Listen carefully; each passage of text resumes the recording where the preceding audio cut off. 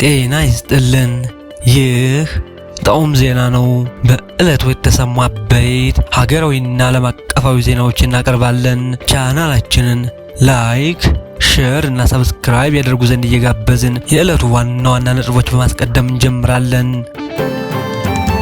በኦሮሚያ ክልል ምስራቅ አርሲ ዞን ሰላማዊ ሰዎች መገደላቸው ተሰምቷል። ከዚሁ ጋር በተያያዘም የኢትዮጵያ መከላከያ ሚኒስቴር እርምጃ ወስጃለሁ ብሏል።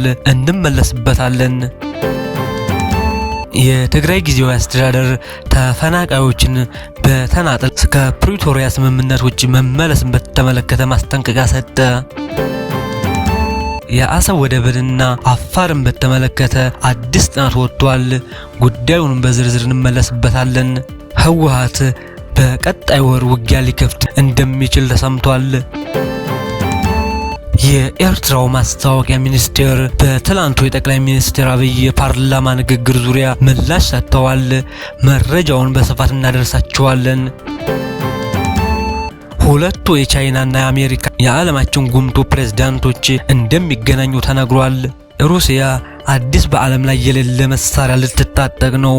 መሳሪያው ከኒውክሌር ጋር የተያያዘ ግኝት ነው። ተጨማሪ መረጃ እናደርሳችኋለን። በኦሮሚያ ክልል ምስራቅ አርሲ ዞን በተለያዩ ወረዳዎች ማንነታቸው ባልታወቁ ታጣቂዎች 3 ሰላማዊ ሰዎች የተገደሉ ሲሆን ሌሎች 4 ሰዎች ደግሞ በታጣቂዎቹ ታግተው መወሰዳቸውም ተገልጿል። ከዚሁ ጋር በተያያዘም የኢትዮጵያ መከላከያ ሰራዊት በፌስቡክ ገጹ ላይ ባወጣው መግለጫም በምስራቅ አርሲ ዞን ባሉ የተለያዩ ወረዳዎች ማህበረሰቡን ለመዝረፍና ለማሸበር አልሞ የሚንቀሳቀሰው ሸኔ ተደምስሷልም ሲል ገልጿል። በጄኔራል ታደሰ ወረደ የሚመራው የትግራይ ጊዜያዊ አስተዳደር የኢትዮጵያ መንግስት ከፕሪቶሪያ ስምምነት ውጭ በሆነ መንገድ የትግራይ ተፈናቃዮችን ለመመለስ የሚያደርገው የተናጠል እርምጃ ማስጠንቀቂያ ሰጥቶበታል።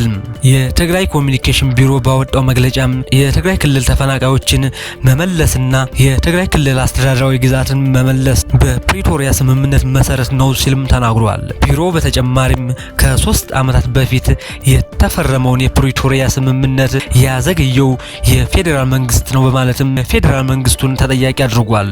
እንደሚታወቀው ከሰሞኑ የትግራይ ተፈናቃዮች ለመመለስ የቀድሞ የትግራይ ክልል ጊዜያዊ አስተዳደር ፕሬዝዳንት የነበሩትና የአሁኑ የጠቅላይ ሚኒስትሩ የምስራቅ አፍሪካ ጉዳዮች አማካሪ አቶ ጌታቸው ረዳ ከወልቃይት ጠገዴ ሰቲት ሁመራ አስተዳደር ጋር በቦታው በመገኘት ውይይት ያደረጉም ሲሆን ተፈናቃዮች ወደ ቦታው እንዳይመለሱ ያደረገው ህወሓትም እንደሆነ በተጋጋሚ በተለያዩ ጊዜያትም ተናግረውም ነበር። ከዚሁ ጋር በተያያዘም ጠቅላይ ሚኒስትር አብይ አህመድ በትላንትናው የፓርላማ ስብሰባ ህወሓት ተፈናቃዮችን ወደ ቦታው እንዳይመለሱ አድርጓል ሲሉም ገልጸዋል።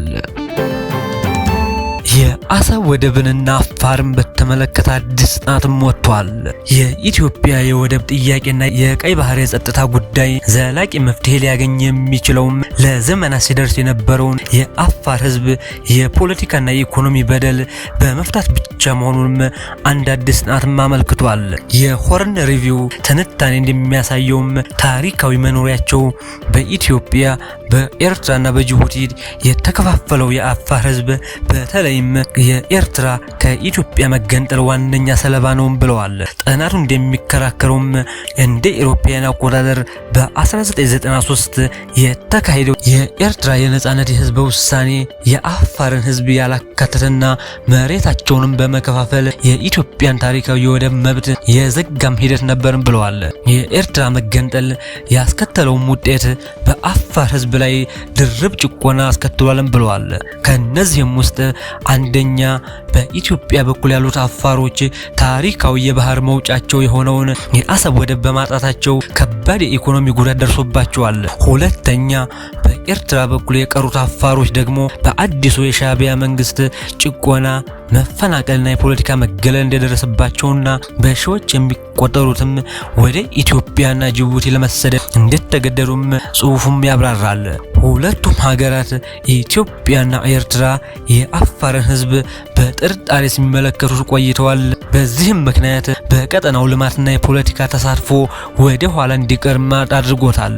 ትንታኔው እንደሚያስገነዝበውም ኢትዮጵያ አስተማማኝና ዘላቂ የባህር መተላለፊያ ለማግኘት የምታደርገውን ጥረት ሊሳካ የሚችለው የአፋርን ህዝብ ማዕከል ያደረገ ፖሊሲ ስትከተል ብቻ ነው። የአፋርን ህዝብ በፖለቲካዊና በኢኮኖሚያዊ አቅም ማጉልበት፣ መብቱን ማክበርና እውነተኛ አጋር ማድረግ የሞራል ጉዳይ ብቻ ሳይሆን የጂኦፖለቲካዊ አስፈላጊም ነው ሲል ጥናቱም ይደመድማል።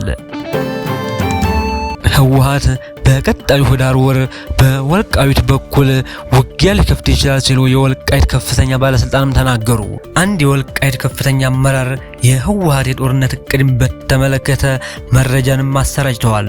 በእቅዱ መሰረትም ከሻቢያ ጋር በመናበብም በህዳር ወርም ውጊያ ለመክፈትም አቅዷል ተብሏል። ዘ ኢኮኖሚስት መጽሔት ከሳምንታት በፊት በወልቃይት አዲስ ውጊያ ሊቀሰቀስ ይችላል ሲልም ዘግቦ ነበር። ውጊያውም በሁመራ ሊፈነዳ መቃረቡን የሚጠቁሙ ወታደራዊ መረጃዎችም እየወጡ ነው። አንድ የወልቃይት ከፍተኛ አመራር ህወሓት በህዳር ወርም ጦርነት ለመክፈት ዝግጅቱን ጨርሷል ሲሉም በማህበራዊ ገጻቸውም ላይ ጽፈዋል። የወልቃይት ጠገዴ ዞን የሚሊሻ ጽህፈት ቤት ኃላፊ የሆኑት አቶ ክብረአብ በማህበራዊ ገጻቸው ባሰራጩት አጭር መረጃ በቀጣይ ሳምንታትም ጦርነት ለመክፈት ዝግጅት እንዳለ መረጃው ደርሶልናልም ብለዋል። የሚሊሻ ጽህፈት ቤት ኃላፊው ወያኔ በመጪው ህዳር 2018 ወልቃይት ጠገዴን በኃይል ለመውረር ተዘጋጅቷል። የእነ ጌታቸው ረዳ ተፈናቃይ ተመለከተ አጀንዳ ተተን አሁን በአንድነት ለመቆም መዘጋጀት አለብን። ለዳግም ባርነት የሚወርቅ ትውልድ የለም። እኛ የአባቶቻችን ልጆች መሆን አለብን። የጀመርነውን ትግል ዳር ማድረስ አለብንም ሲሉ ህዝቡን በንቃትና በተጠንቀቅ እንዲቆምም አዘዋል። ይህ በወልቃይትም ላይ ጥቃት ሊከፍት ይችላል የተባለውም ኃይል አርሚ 70 ነው።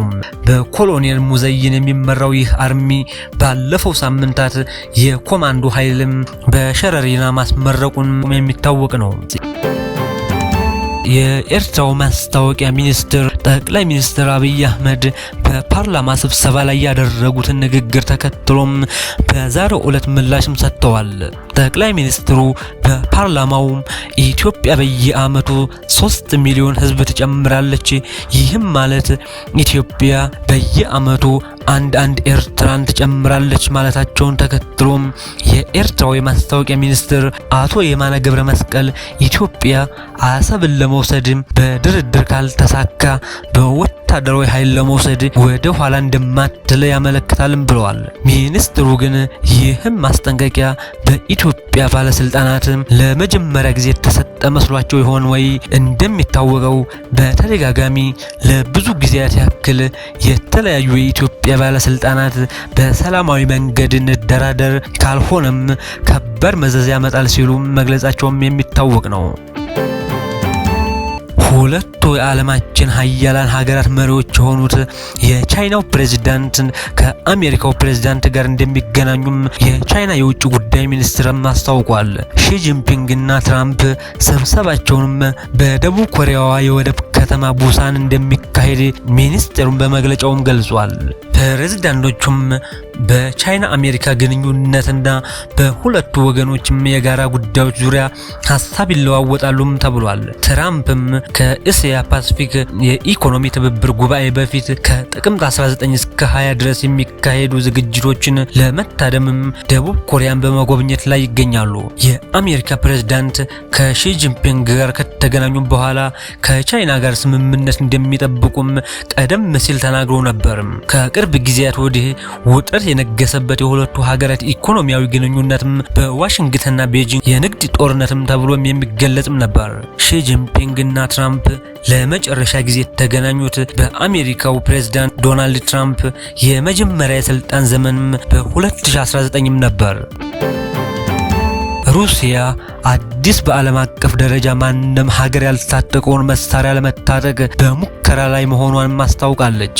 መሳሪያውም ከኒውክሌር ጋር የተያያዘ ሲሆን ፓሳይዶ የባህር ሰርጓጅ የኒውክሌር ድሮን ሲሆንም መሳሪያውንም ከዓለም አቀፍ ሕጎች ጋር በሚጣጣም መልኩም ሙከራ እንደምታደርግም የክሬምሊኑ ቃል አቀባይ ዲሚትሪ ፔስኮቭም በመግለጫቸውም አስታውቀዋል።